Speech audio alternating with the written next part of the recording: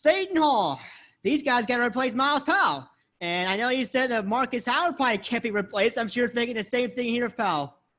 No, I certainly alluded to it earlier when I was saying another great scorer. And Marcus Powell was arguably my favorite player in the country outside of my San Diego State Aztecs. Yeah, I obviously love that team. Watching that team play was awesome.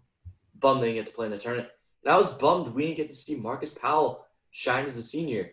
Obviously along with Marcus Howard and other players that were seniors too. But Seton Hall, they're going to have to replace him, and you got to have everyone step up because you can't just fill in that guy. I already said it with Marquette. It's going to be a team effort to replace him. And let me get this right. Mamu Kalashvili is going to have to step up. I think I got that right.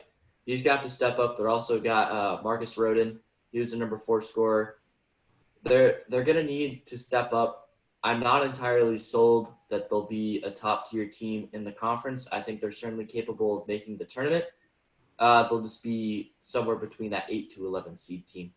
Yeah, and it's like, it's some of these pronunciations are crazy, especially in that country of Georgia. It seems that we are getting into that a lot here in this show. Sanju Mamukovashvili is going to have to be big.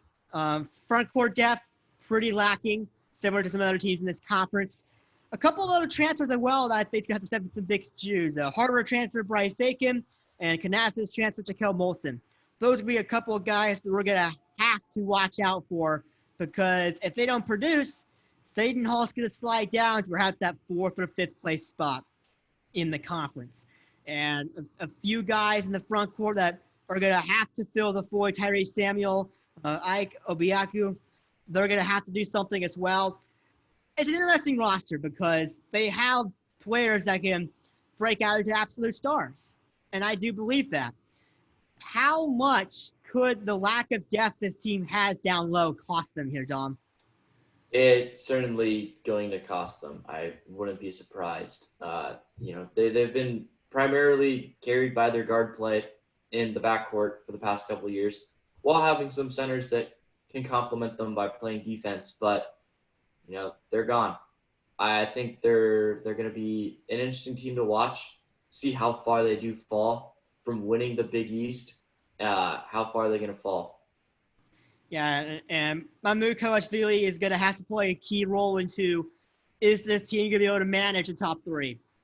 If he either gets injured or somewhat disappoints in an increased role with a lot more minutes, this could be an area to where Seton Hall slides below Creighton, slides below UConn. We're going to have to see what happens here throughout the course of the season, but keep your eye on Seton Hall in that front court because that could cost them a little bit with the lack of depth. And it's the same thing for Butler, really. Just stay out of foul trouble and you'll be good. And that's the big thing for Mamu Kalashvili.